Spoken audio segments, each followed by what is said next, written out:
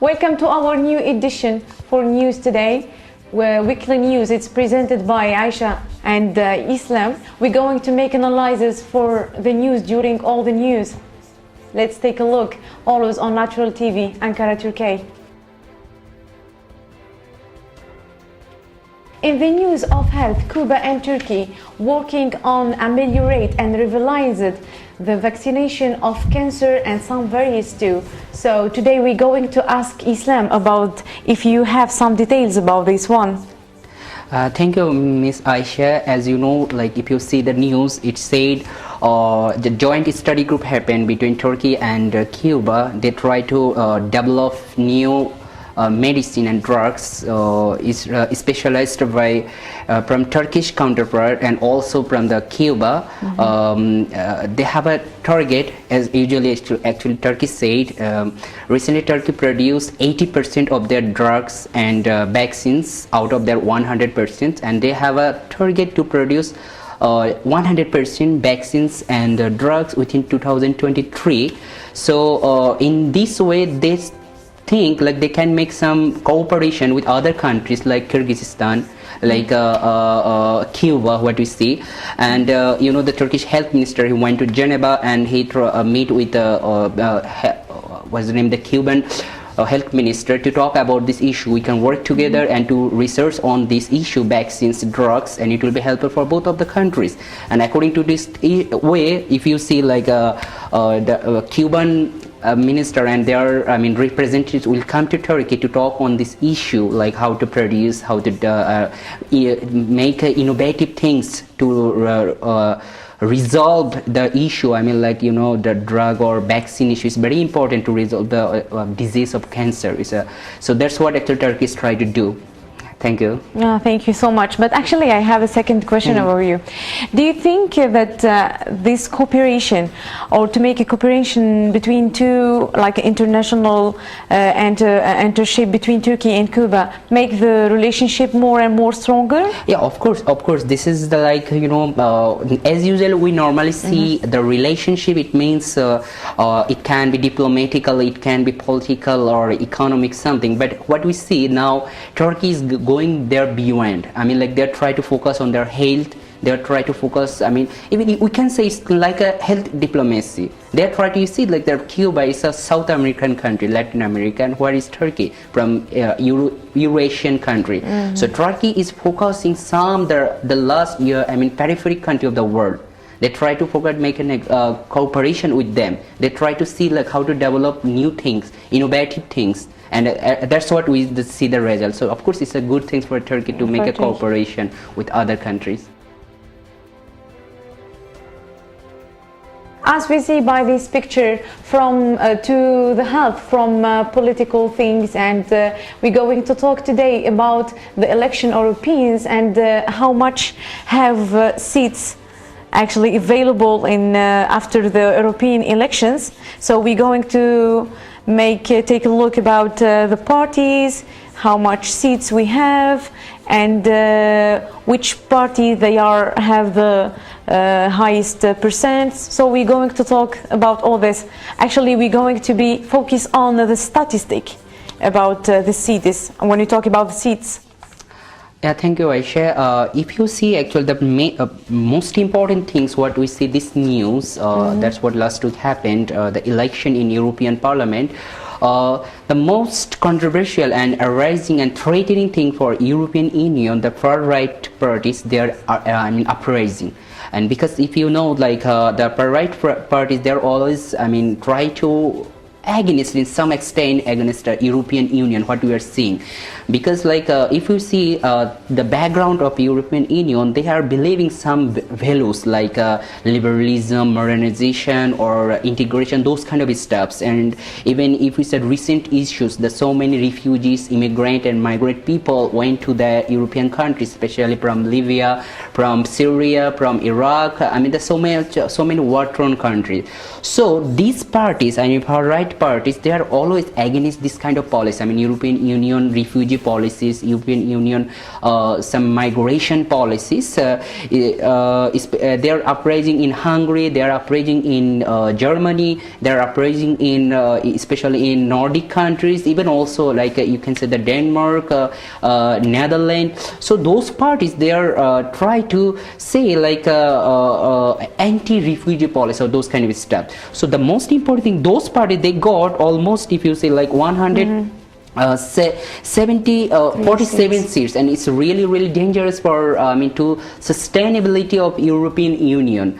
I mean, if like that's what the world politics or world's news analysis said, or scholars said, like if this kind of parties, or like Greens party, who are always against if refugees, they are against, actually they are against the far right immigrant policies, if they came to the power, it will be really problem for to sustain the European Union. Even this what the prediction, the normal pro-European Union People's Party, what prediction before the election, they said like they may get 216 seats, but after the election we see they only get 173 seats, and it shows like the far right parties in Europe, they are coming.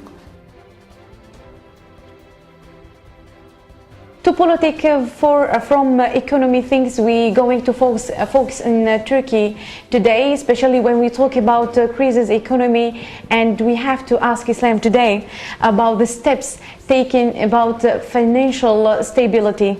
What the steps? Do you have some details about it? Some when we talk about economic, immediately we talk about statistic. So do you have some numbers, something like that?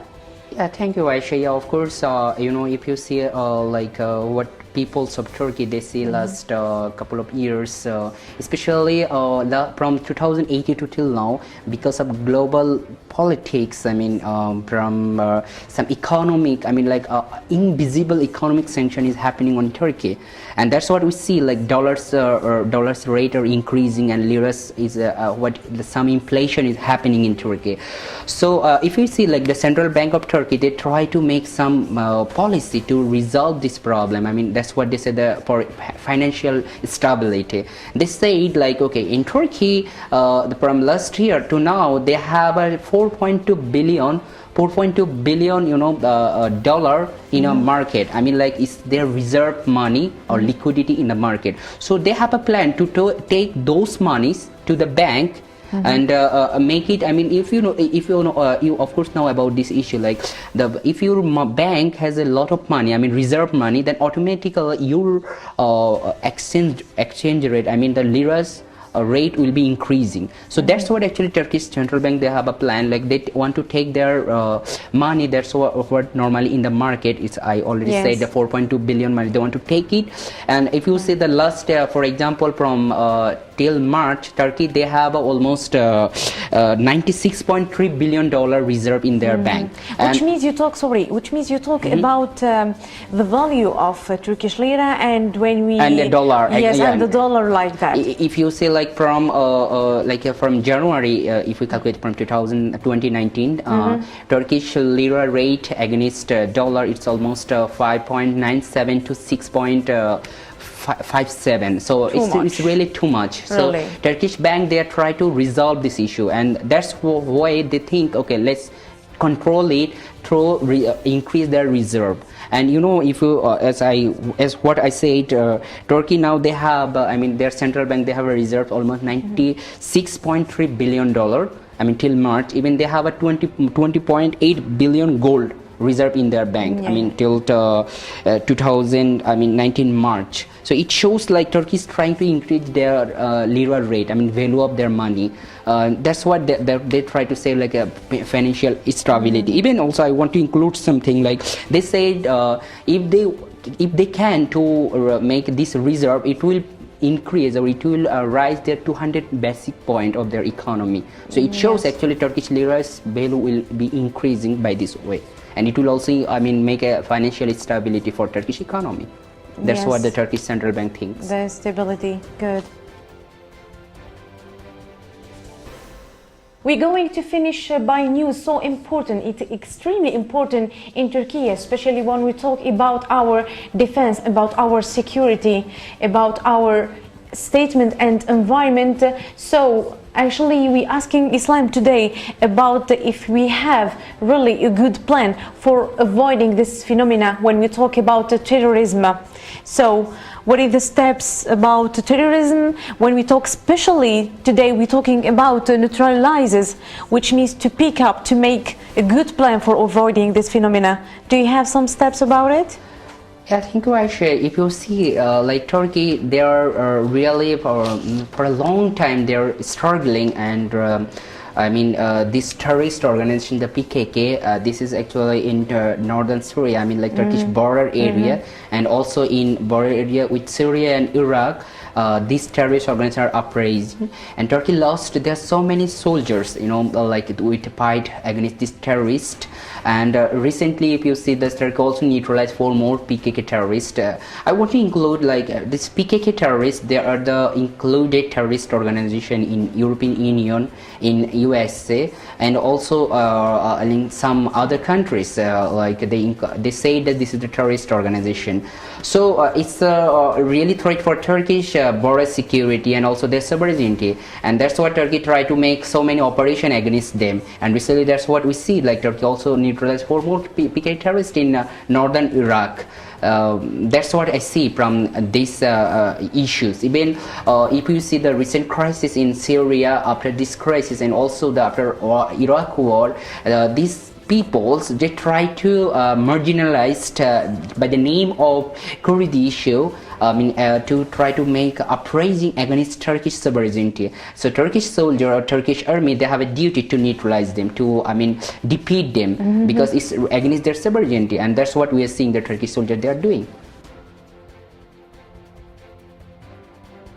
At least 45 people have died after a boat scan on Lake May, Nodobe in Western Democratic Republic of Congo. The provincial governor Antoine Massamba said that the vessel was carrying more than 400 people, with reports that about 200 passengers are still missing.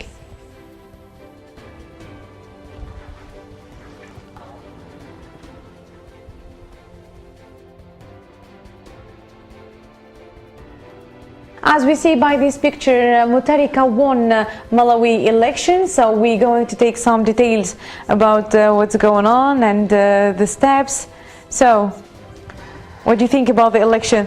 Yeah, thank you, Aisha. If you see the news, last week, especially on 21st May, there was an election in Malawi, and this professor, the lawyer, and yes, as we see, yeah, exactly, Mutharika, he won the election. He's a Democratic Progressive Party. They won the election, and they got almost 38 some percent in their election.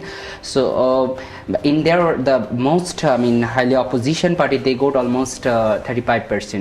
If we see the Malawi's background, a historical issue, Malawi got independence in 1964. And after 1964 to 1994, there was only single party government. They don't have a opportunity to make a democratic system or election, those kind of stuffs. By the way, this party, they were actually in the power in last term. From 2014 to 2018, they were in the power. Mutharika's DPP party, and now they came again in the election. But the opposition party, they said there is some irregularities, vote rigging happened in Malawi election, and as I want to say this, 4% people voted in this election, and it's very clear now that Mutharika, he won the election, but there is some things the opposition party, they try to say there is a poverty issue, huge poverty issue in Malawi, there is a vote rigging problem, there is irregularities in the vote or election, and also some problems the parties, current party, they are doing. That's what actual opposition party said, but but we see now Mutharika win, and he tried to say we will make Malawi again something good, and that's the need for Malawi's people. I mean, and after this election, the opposition party, especially the nearest opposition party who got almost 35%, they said, I mean, they make some lengthy to announce before announcing the vote election. I mean, you see the 21st there was election and it announced in 27 May. So they took some time because there is some vote irregulars. But by the way, it's already announced that Mutharika, he won the election. And let's see what is the future of Malawi. Malawian opposition leader Lazarus Chakwera said that he will continue to challenge the results of the Malawi election in the court. In his first interview since his opponent Peter Mutharika was announcing the winner of the presidential race, he added that he did not attend Mr. Mutharika's swearing in earlier on Tuesday because he had not been invited.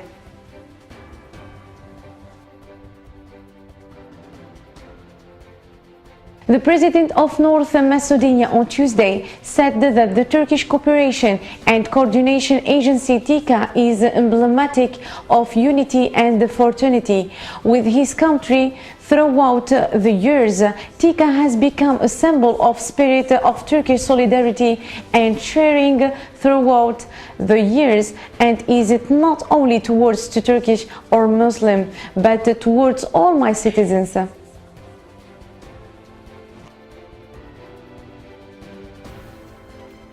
As we see by this painful picture, actually we talk about today about regime attack, kill 9 in Syria, escalation zone. So let's get some details about this attack and what we accept and how can we avoid this phenomena actually. So do you have this some details about the attacks in Syria? I think Asha, it's a really very sad situation what is going on in the world, especially in Syria. We know this, the Idlib, I mean the province of Syria, is a de-escalation zone. So that's what Turkey and Russia, they agreed. I mean, like, okay, let's make a ceasefire in that zone and not make war. But what we see, the Syrian Assad regime, they still killing people. And we see that they already killed, I mean, 9 people without any reason. I mean, these people are civilian. And even if you know, like almost more than 28 people, civilians, they were injured by this attack. So this is a really very sad situation for Syria and also its civilian. Like the peoples are trying to make a peaceful situation. Even also the Turkey itself, they try to make some negotiations, some ceasefire for this kind of area, because where I mean so many civilians people are living there. So that's why they try to make some ceasefire in that kind of area like Idlib and this kind of state. But still we are seeing the Syrian regime, they are killing people. And what we can say, because like the Syrian regime, they don't care anyone. I mean, they're killing the civilians. If we can say like they're terrorists or there's something what they say, then it can be acceptable. But now what we see, like they're killing people, I mean, without any reason. Even this region almost, I mean, everyone's know it's a de-escalation zone.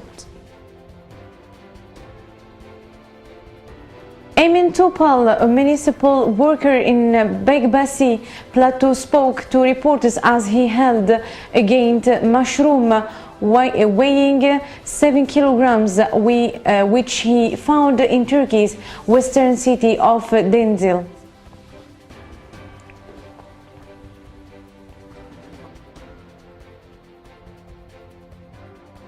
Back in 2016, mobile technology, the like of which had not been seen before, rolled into the remote community of Fenhalor in Mozambique. Pulled by donkey, the container consisted of lower LCD screens powered by solar panels. It was a mobile roadshow, starting with music to draw a crowd and then switching to the 3-minute film on the biggest of the screen.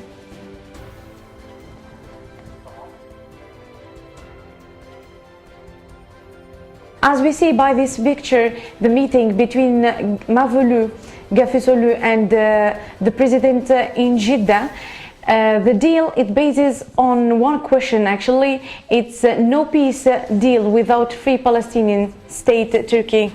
So what do you think about it?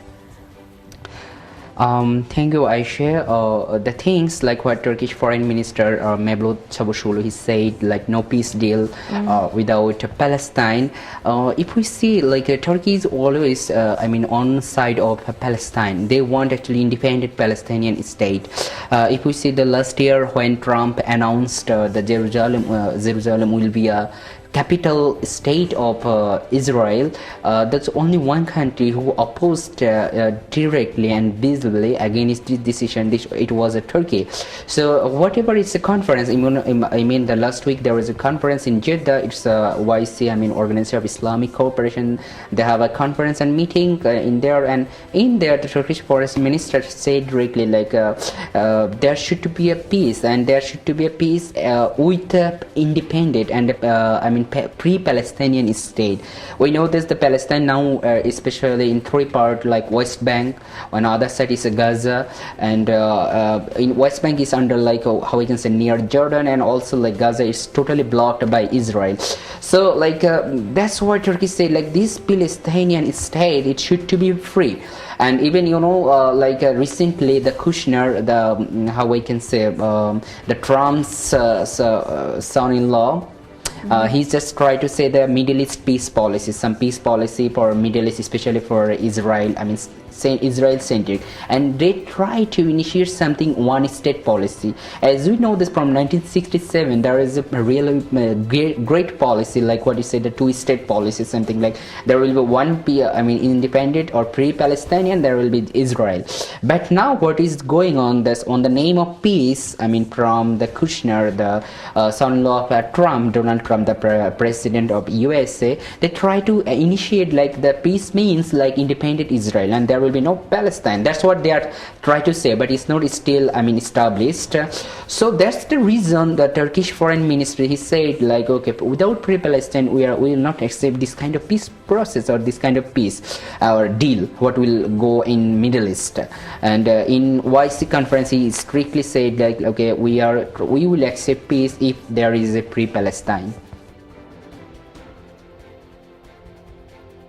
The Ottoman military band Mehter performed and people watched 3D projection mapping show during an event marking the 566th anniversary of Ottoman conquest of Istanbul on May 29th, 1453. Ottoman Sultan Mehmed il conquered Istanbul, then called it in Constantinople, from where the Byzantines had ruled the Eastern Roman Empire for more than 1,000 years.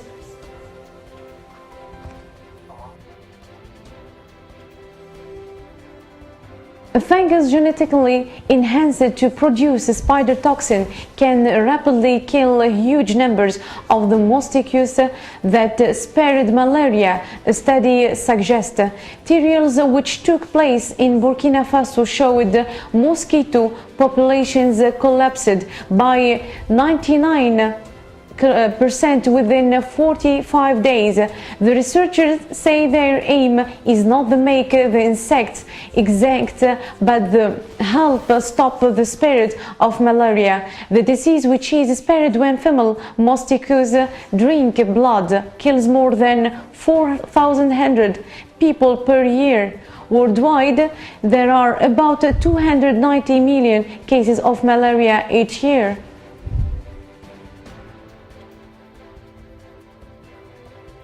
We make a zoom on Syria, especially in Idlib, when we talk about regime forces kill 5 civilians. Islam, do you have some details about this attack? Thank you, Aisha. That's what I talked before the Syria. Especially in de-escalation zones, the Syrian regime, they are killing people. As I told before, like Syrian, these two zones, like especially Idlib and also Hama, these provinces are de-escalation zones, and there is some ceasefire between Turkey and Russia. They agreed like there should not to be any conflict and violence. But what we see, unfortunately, the Syrian current regime, I mean Assad regime, they are killing people. I mean, just 2 or 3 days ago they killed 9 people. Now again they are killing 5 people. So it means like they're every day they are killing civilians. Even it doesn't mean like only killing. They are also, you know, some civilians, they lost their legs, they lost their hands, eyes. I mean, they're injured by this attack. So this regime, they are not stoppable. They don't care anything ceasefire. They don't care anything like de-escalation zones or any kind of international law.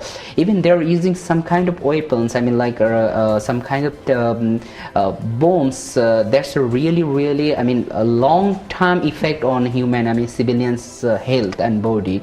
And that's what they are using in that kind of areas. And what newspapers said about this kind of issue, even like those kind of conflict, it shows like it's a one kind of protracted conflict, like a never-ending conflict. This Syrian regime, maybe they feel like very easy to kill civilians, and that's what we say every day. That's what we see every day. People are dying there. They are killing people. They are killing not only in like Idlib, or they are killing also people in Hama provinces. Those provinces we know that especially civilians are living.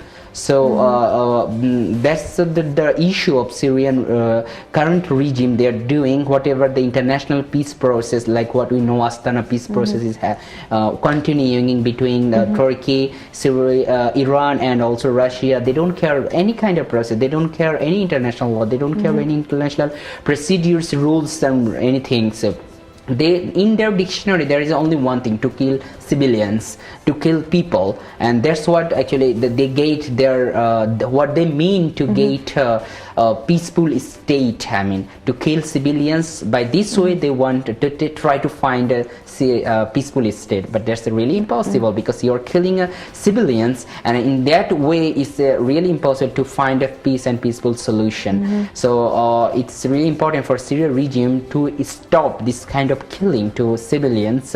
How they are doing this from I mean, every day they are killing, and it should be stoppable. That's what I think.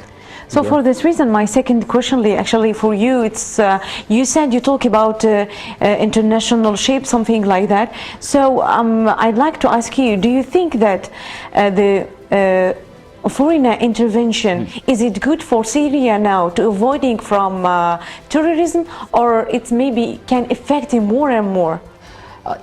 To find this kind of, I mean, this question solution, we have to go the background. I mean, like when the Syrian civil war started, after this war, there were really a lot of foreign countries intervened in Syria. By this point, that's the issue, because like those countries, they are already involved with Syria. I mean, very much simultaneously with the Syrian issue. I mean, the Syrian regime, they don't have any power to control whole Syria. You know this, that I mean, even also for example, if we see like for Turkey, it's a really matter of their security.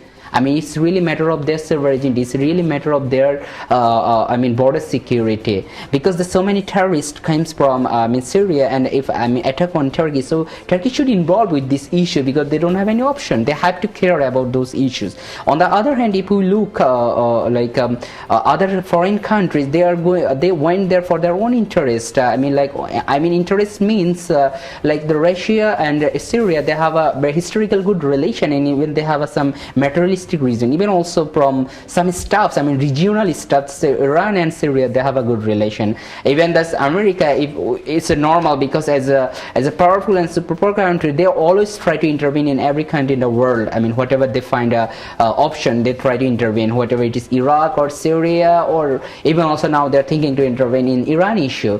So this is the fact. So we cannot deny this, the foreign intervention. Now it is I mean totally involving with Syrian current politics, current I mean this conflict.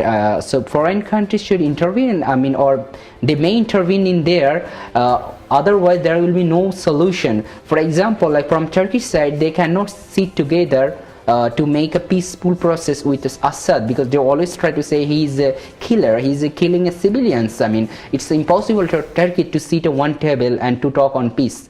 Even still what we are seeing is that they kill every day civilians. Like you started 5 people in I mean Hama, and also 9 people in Idlib, and those places are de-escalation place. So still they are killing. So they have an option to sit with Russia. They have an option, I mean for Turkey, they have an option to sit with Iran to take some peaceful process for them. Which means you mean that we have another aim, but it's covered. something like that. Yeah, exactly. But even on, but I want to include one thing, like Turkey, you know, this for Turkey is really important. Turkey is taking 4.2 million, almost 5 million Syrian refugees. So they have to care actually those things. They don't have any other option. They have to care because they want a peaceful Syria. Otherwise, they need to back these people to Syria. I mean, even also the Syrian, I have some friends from Syria, and they try to say this, like they want to back actually, but it's impossible to now to move to the Syria in this war-torn situation. And what we see that the Assad regime, they are killing civilians, so it's impossible for them to move.